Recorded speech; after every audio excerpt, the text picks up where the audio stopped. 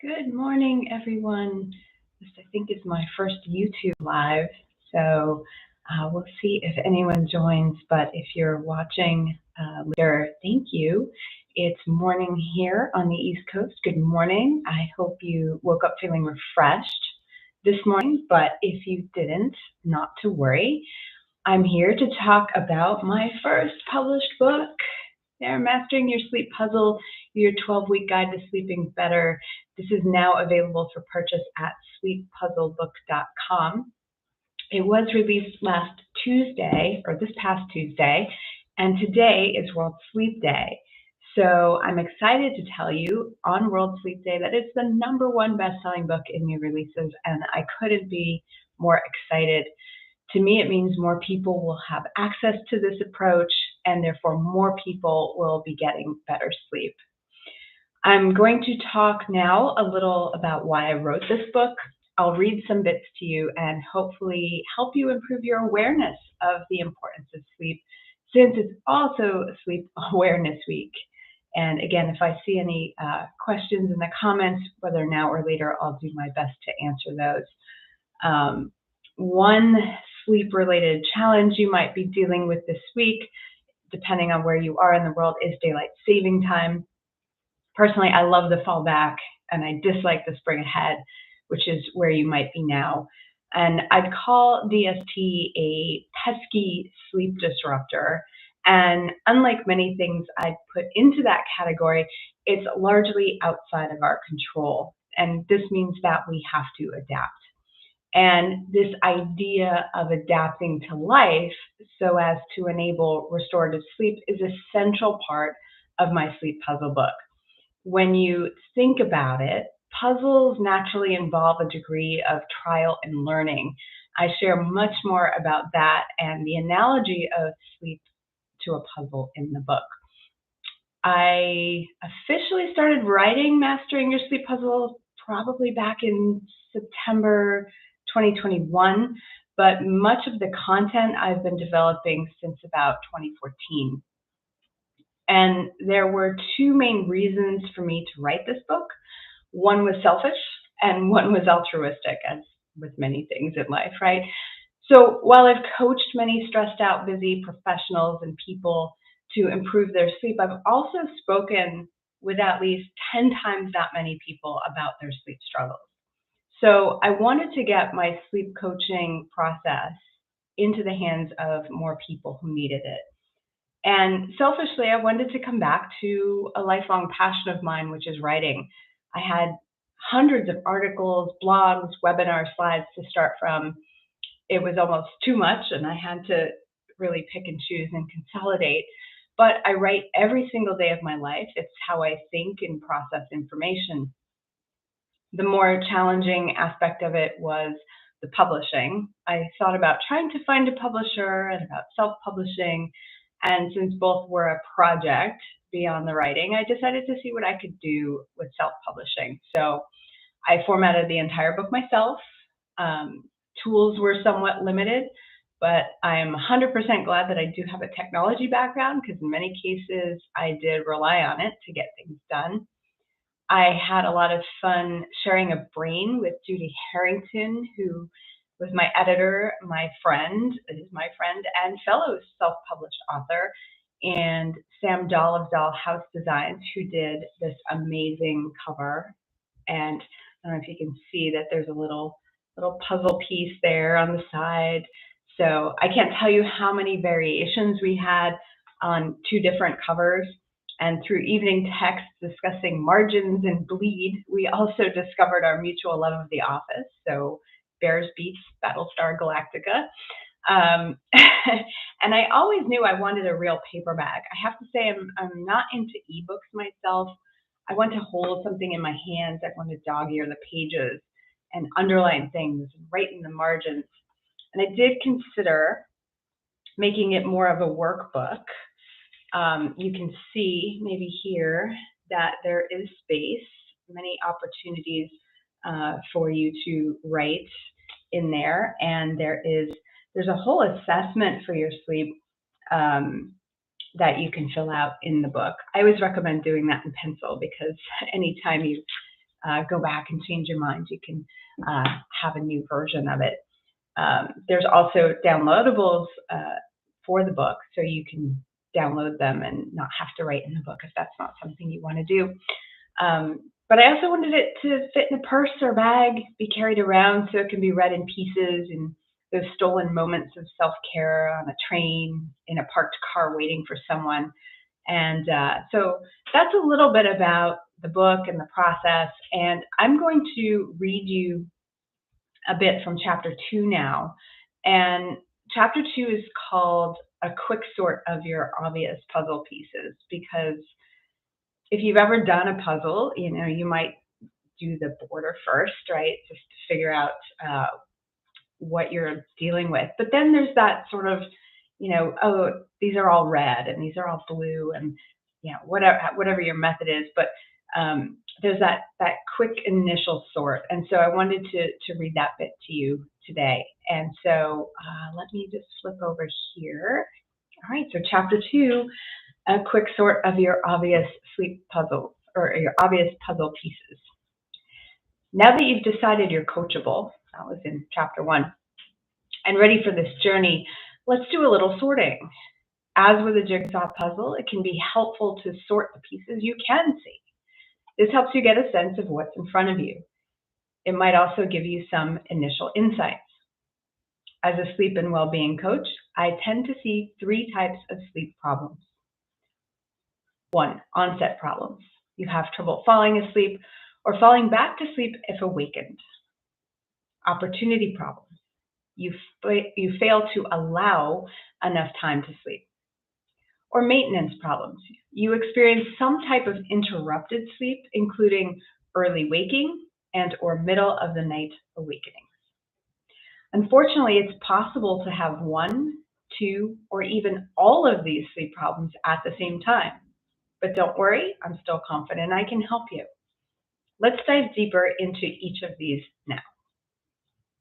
Sleep onset problems. This one is just like it sounds.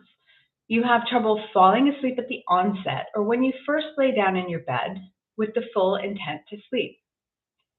The time it takes a person to fall asleep is often referred to as sleep latency. The main consequence of the sleep onset problem is that while you spend enough time in bed, it's not time spent getting the sleep you need. Here's what it looks and sounds like. I'm tired, and so I look forward to going to bed all day. But when I finally lay down to do it, I'm wide awake. Or I fall asleep just fine on the sofa or in my comfy chair. So I head up to bed, but I don't sleep. I don't understand why this happens. Sometimes it seems like it takes me several hours to fall asleep. And my favorite, my bed partner falls asleep instantly. Why can't I do that? It's so frustrating. Note, if you hear yourself in the last bullet, let go of envy now. Falling asleep as soon as your head hits the pillow often means you're overtired, so it's not what you want. Taking between 10 to 20 minutes to fall asleep is normal. Sleep opportunity problems. A sleep onset problem is different from a sleep opportunity problem. Sleep opportunity is the amount of time you reserve for actually sleeping. Sleep opportunity doesn't include the time you spend in bed reading or listening to books, watching TV, playing on your phone, or even talking with your bed partner. It also doesn't mean you're sleeping the entire time. It's simply time spent in bed without doing anything other than giving yourself the opportunity to be asleep. If you want to sleep for 7 to 9 hours, you must go to bed with a 7 to 9 hour time window available. It's that simple. Hopefully, the main consequence of the sleep opportunity problem is obvious. You aren't getting enough time to sleep. Here's what it looks and sounds like. I'm super productive and I get my best work done at night. Or if I don't catch up on things before bed, tomorrow will be even worse. I've tried to go to sleep earlier, but when I do, I just lay there awake. So I might as well be doing something useful. I don't get a minute to myself during the day, so I don't want to waste time sleeping when I could be enjoying that. Note, this last behavior has recently been given a catchy name. It's known as revenge bedtime procrastination. Sleep maintenance problems. With a sleep maintenance problem, you give yourself enough time to sleep and you fall asleep just fine, but you don't stay asleep for long enough stretches of time. Sleep maintenance problems are the most common type of problem I see in my private coaching practice. The main consequence is that you don't wake feeling energized and refreshed. There are two variations, early waking and middle of the night awakening. Let's talk about early waking. We've all heard the adage, the early bird gets the worm. But in reality, waking up too early reduces the overall duration of your sleep, preventing you from getting the recommended 7 to 9 hours for adults. But wait, there's more. Interestingly, early waking doesn't just impact your sleep duration.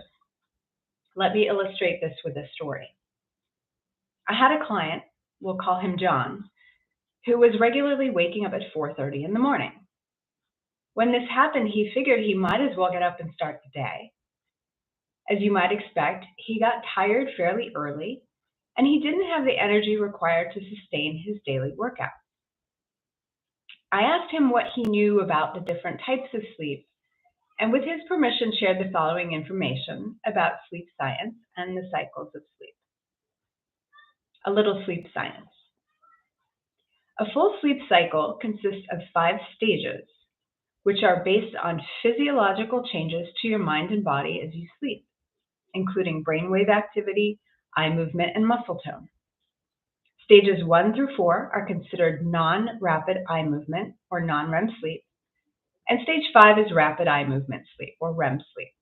You need both REM and non-REM sleep to wake feeling refreshed in the morning. Healthy sleepers pass between 4 to 6 full sleep cycles per night, and each cycle lasts approximately 90 minutes.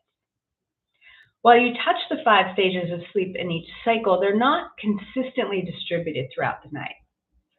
When you first start sleeping, you spend more time in non-REM, but as the morning nears, you spend more time in REM. Sleep scientist Matthew Walker suggests that a person who wakes feeling refreshed and energetic is more likely to do so because they spend more time in the REM stage of sleep, which happens closer to a reasonable morning wake time.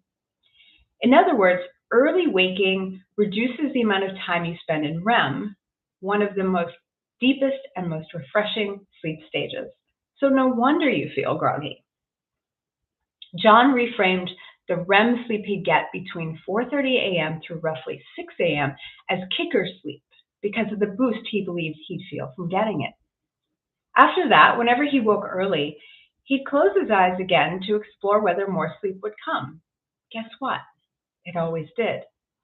He started waking up around 6-ish, feeling more rested, and had more energy throughout the day.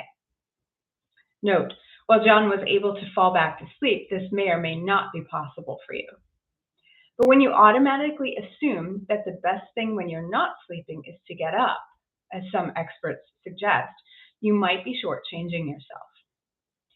Returning briefly to sleep onset and sleep opportunity problems. When you delay your sleep on the other side, you're losing out on more non-REM sleep. So if you want to become the best sleeper you can be, you'll eventually need to master both. Middle of the night awakenings.